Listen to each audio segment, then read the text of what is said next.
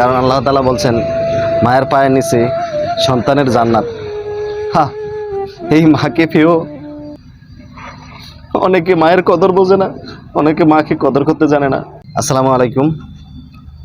তো আজকে মিরপুরে একটা ভিডিও দেখলাম, একজন মা মারা গিয়েছে রুমের ভিতরে, তার লাশ পচে পোকা ধরে গেছে। যারা গোসল করে গেছে তারা বলছে।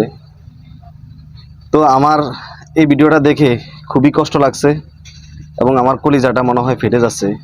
আমি একজন মা ভক্ত ছেলে, এই জন্য এই ভিডিওটা করতেছি।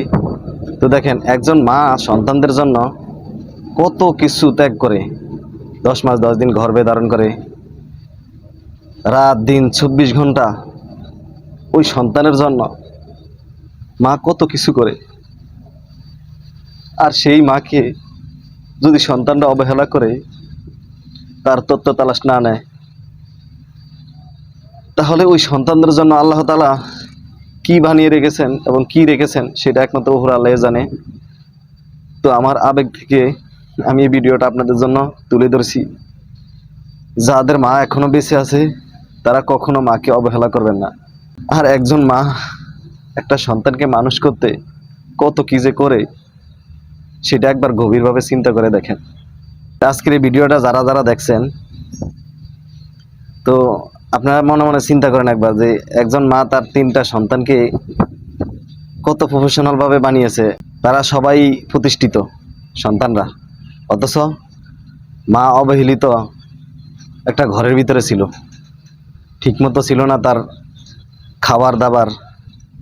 আমার মনে হয় ঠিকমতো সে রান্না করেও খেতে পারতো না, কারণ হচ্ছে কেউ তার কোনো তত্ত্ব তালাশ নেয়নি। তো পৃথিবীতে যারা বেঁচে আছেন এবং যাদের মা বেঁচে আছে, আমি একটা রিকোয়েস্ট করব, তাদের কাছে হাত জোর করে বলবো, কখনো মাকে কষ্ট দিবেন না এবং মাকে যথেষ্ট পরিমাণ ভালোবাসবেন।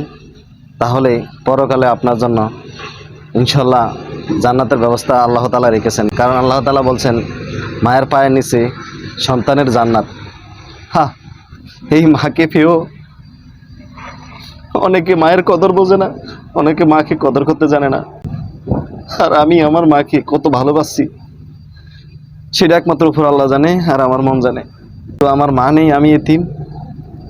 আর এই ভিডিওটা একমাত্র করছি কেন জানেন?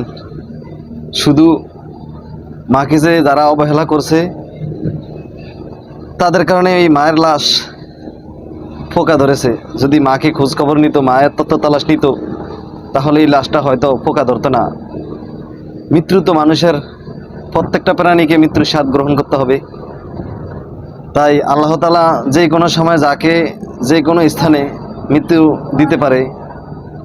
যদি মানুষের ঠিকমতো মায়ের তত্ত্ব তালাশ, খাবার দাবার যদি সন্তানেরা খোঁজ খবর নিত, তাহলে মৃত্যুর পরে হয়তো সন্তানেরা খুব সুন্দরভাবে তাকে মাটি দিতে পারত।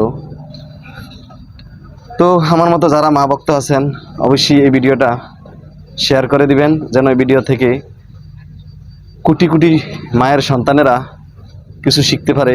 যেই সন্তানের মা বেঁচে আছে সেই সন্তানেরা যেন মায়ের সেবা যত্ন করে। এজন্য আপনাদের হাতে পায়ে ধরে বলতেছি, অবশ্যই মাকে সেবা যত্ন করবেন। আর যাদের মা নাই তারাই বোঝে যে মাকে হারানোর বেদনাটা কত কষ্টের।